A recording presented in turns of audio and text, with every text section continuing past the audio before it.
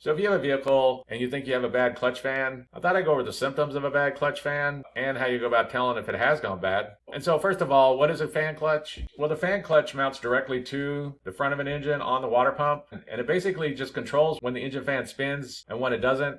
And there's fluid inside of the clutch fan that reacts differently as it gets hot. And so when the engine's getting hot, this clutch fan is going to engage and start to spin the cooling fan very rapidly. Or if the vehicle's moving at low speeds or idling or something like this, then it's going to engage the engine fan and start to cool things down. The fan clutch disengages when the engine's cool or the vehicle's moving over 20, 30, 40 miles per hour. You're going down the freeway or something like that. Then that fan clutch is going to disengage and it's not going to be spinning that cooling fan very fast. And so what are some signs and symptoms of a bad clutch fan? Well, first of all, overheating at low speeds or when the engine's idling is a very common symptom of a bad clutch fan. If you're just doing like city driving, you're hitting stoplights, you're stuck in traffic or something like that, and the engine starts to overheat. But then when you're moving, especially if you're going down the freeway or something along those lines, and you're going over like 30, 40 miles an hour, and the engine starts to cool down, then that's a common symptom of a bad clutch fan. When these go bad, they also wobble around a lot. If you go up to the front and you start to move this whole fan and everything around and it's wobbling around in there, then that's a common sign that it's failed. But keep in mind, that's also a sign that the water pump's failed. It can also wobble around when it goes bad. And another symptom is that you hear a whirring noise or a very loud fan noise and it doesn't go away. Sometimes you can get a loud fan noise, but it goes away. But if it doesn't go away or you hear like a loud whirring noise, then that's a symptom of a bad clutch fan. And so how do you go about testing if the fan clutch has failed? Well, if you could go up and try to spin the fan, then there should be like a resistance inside of it. It shouldn't just keep spinning like there's no resistance. Also, if you have another person that could be inside the vehicle and they could start the engine, let it run for a few minutes, and then if they shut it off